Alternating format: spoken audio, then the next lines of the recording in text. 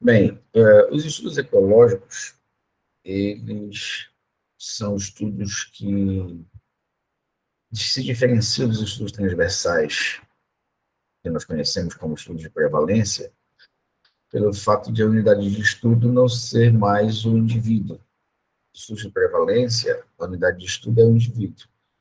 Nos estudos ecológicos, nós já vamos estudar os grupos, né, as comunidades, já que nós não vamos ter em mãos os dados dos indivíduos. Quando você faz um estudo com dados do DataSUS, ou com dados da Secretaria de Saúde, dados secundários que já foram trabalhados, já agregaram os dados individuais, você vai estar realizando um estudo ecológico.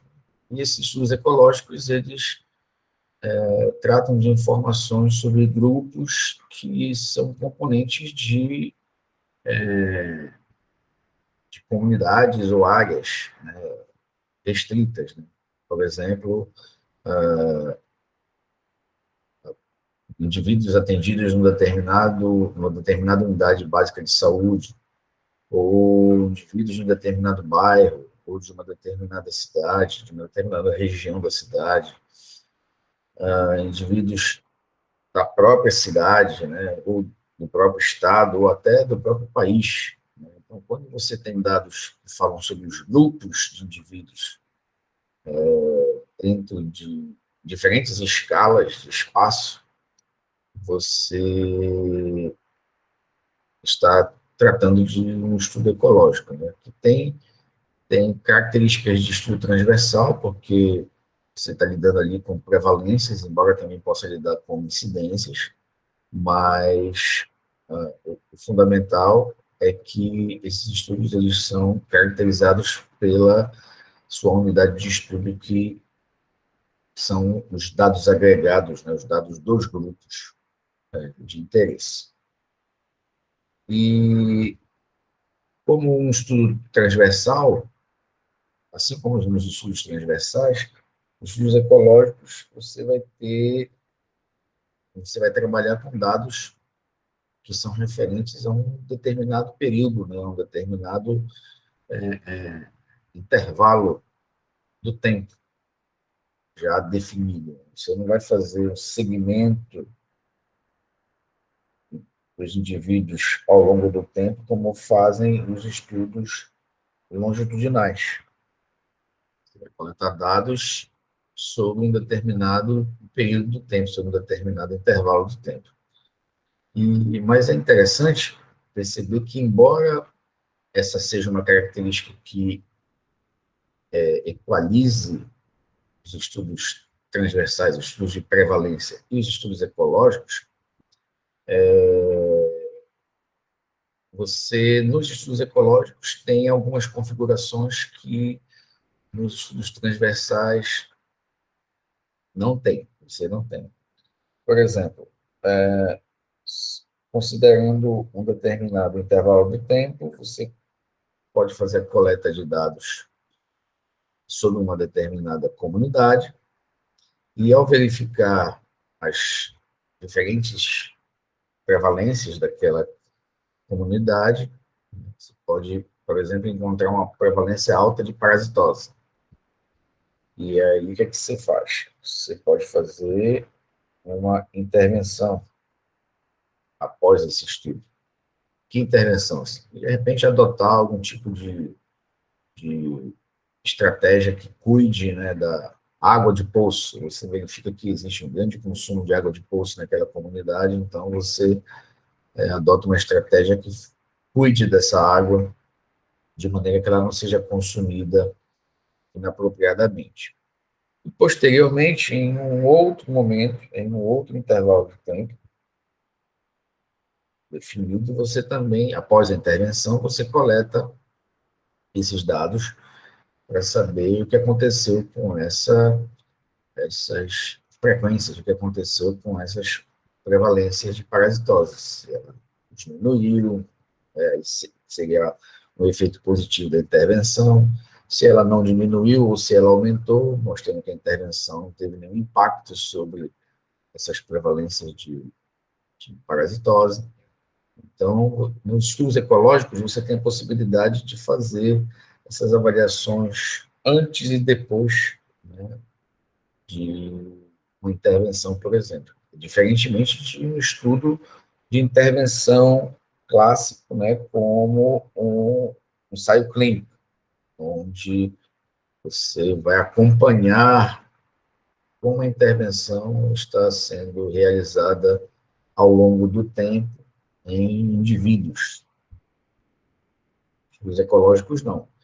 Você não tem essa unidade de estudo individual, você tem unidade de estudo nos grupos. Você verifica as prevalências nos grupos antes, intervém, se houver alguma prevalência que possa ser melhorada, com uma prevalência negativa, né, uma prevalência de parasitose, e posteriormente mais um estudo ecológico pode ser feito após a intervenção para que você verifique se essa prevalência negativa de parasitose teve algum impacto por conta dessa intervenção. Isso é muito importante porque o estudo ecológico acaba te dando a possibilidade de concretamente modificar a realidade, né, de uma maneira muito rápida, de uma maneira muito fácil, já que são estudos que trabalham com dados basicamente secundários, que já estão trabalhados, né, e, e aí você consegue, você não gasta tempo nem energia com coleta de dados, como gastaria se fosse fazer um estudo transversal, e, consequentemente, isso vai agilizar um pouco o alcance, né, dos resultados desejados ou das modificações desejadas dentro de um determinado contexto.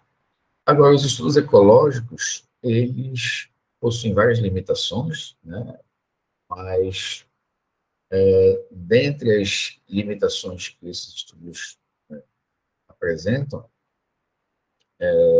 nós podemos chamar mais atenção para os vieses que esses estudos ecológicos podem conter, e o principal desses vieses é o que a gente chama de falácia ecológica, quando nós temos um resultado que se refere a um grupo, mas nós atribuímos o resultado do grupo ao indivíduo. Então, isso é o que poderia exemplificar de uma maneira muito simples o que é a falácia ecológica. Então, você faz um estudo ecológico numa determinada unidade, um determinado grupo, e aí você verifica que nesse grupo existe uma grande prevalência de câncer de pulmão e uma grande prevalência de fumantes. E você pode inferir que a, essa grande quantidade de indivíduos com câncer de pulmão pode estar associada a essa grande quantidade de indivíduos fumantes. Mas você não pode dizer que todo indivíduo que tem câncer de pulmão naquele grupo é fumante. Você não tem, você não tem essa